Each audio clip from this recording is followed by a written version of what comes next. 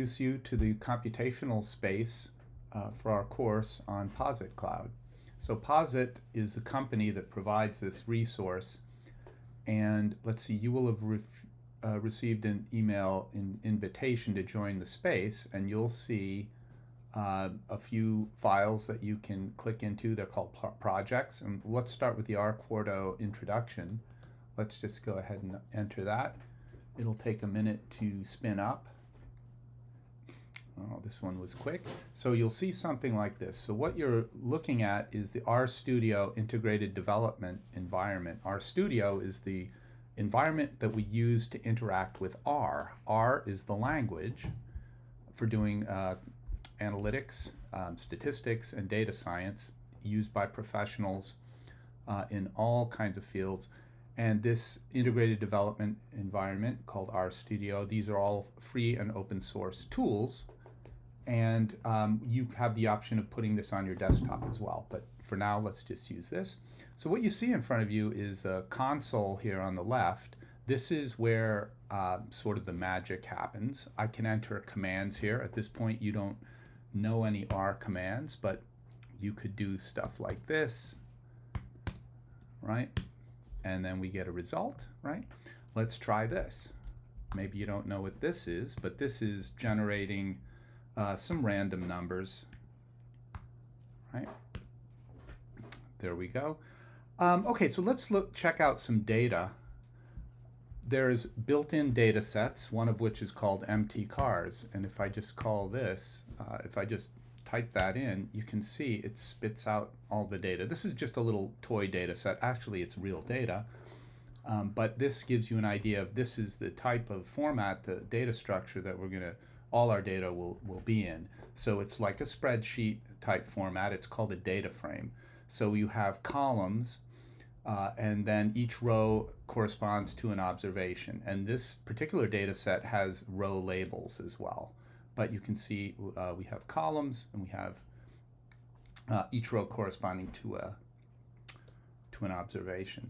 So with a data frame, the way that you can access columns is like this. I can say empty cars $. So once I type $, it knows I want to look at one of the columns, one of the variables, right? So I can look at miles per gallon, for example. So it'll auto-complete. And I can do things like compute the mean. What's the average gas mileage? Well, that's the mean. So I could, no surprise that the command is mean, right? So empty cars $MPG. The average gas mileage is 20.09. Okay, so this is all well and good, but eventually you want to save your commands, or you want to do scratch work and you might want to repeat commands. Well, the way that we do that is to use a text editor.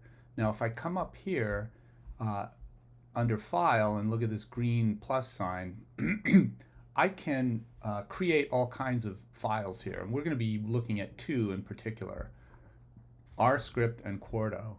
The first one, RScript, is just a plain text file. You can see that this is an editor. I can just type anything in here.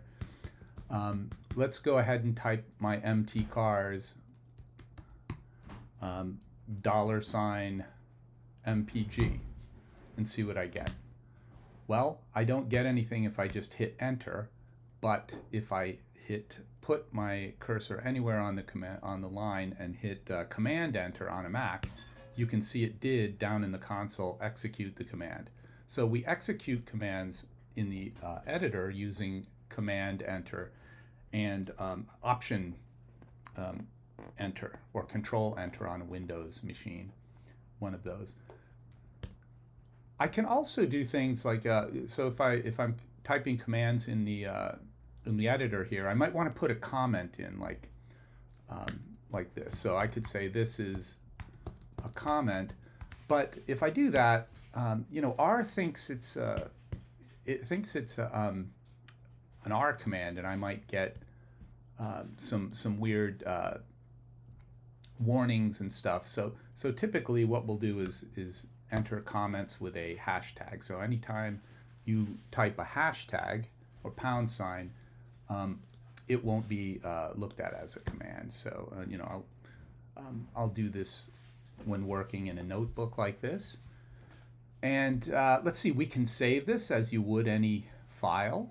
And if I click save, it will ask me for a name and I can save it.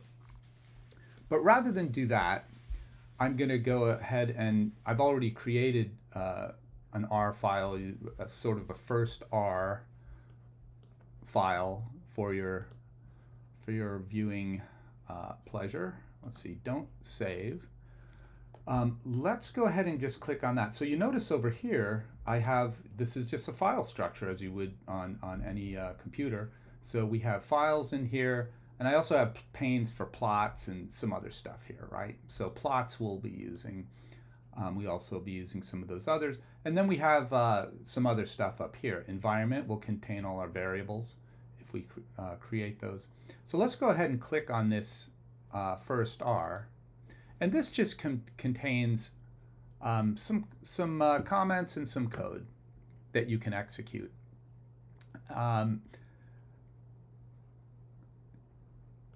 Often we will want to augment what's the commands that are in base R with some other commands that are contained in libraries. This one here, tidyverse, we will use pretty much all the time. So whenever you're working in R, you'll want to execute this. It loads up some packages and commands here, namely for the manipulating data wrangling, we call it, and for plotting. So you can see the message here that related to the packages. This one here just loads up some data that is used in the R for Data Science book, and it's a nice example. So if I do that, it will load up this penguins data.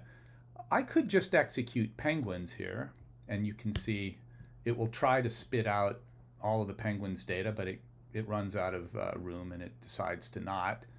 If you just type head, notice I could execute that just by highlighting penguins and then executing that.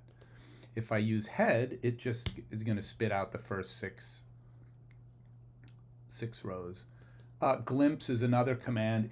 Sometimes if you have a large number of columns in your data, they won't fit on the screen, so you can use glimpse and it gives you a different type of view here. So now the columns come out transposed like as rows. So we have a species column, island, and so on and so forth. Okay, just as a quick introduction to a really cool way to make a cool plotting tool is ggplot. So that comes with this tidyverse. It's one of the packages in tidyverse. And we'll be doing some of this. You don't need to memorize any of this code. It'll be given to you. We can just see how I'll explain how it works here.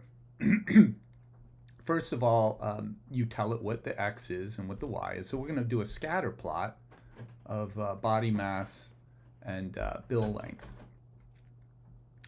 And let's see, and then we tell it what the data is. The data is the penguins data. And then this plus is how we add a layer, and the layer is going to tell it that we want a point plot, which is a scatter plot. So this AES, what that stands for is aesthetic, and what it tells R to do is what in the data to map to what aesthetic in the plot, right? So we want the X to be mapped to body mass, and the Y to be mapped to bill length.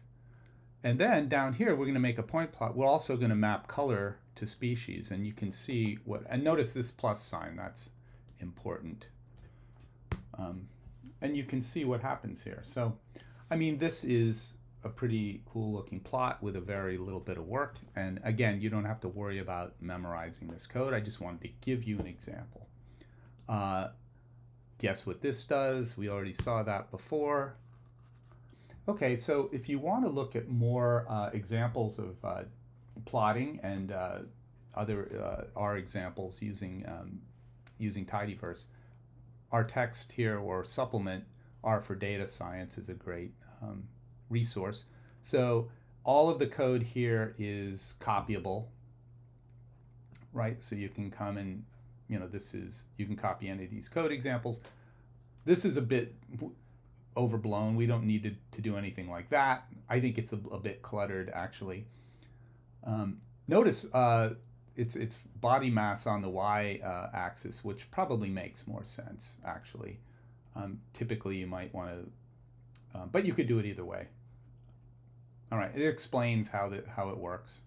But as I say, we'll be doing this by example, and you won't have to, you'll be given the code templates. All right, so there's your R files.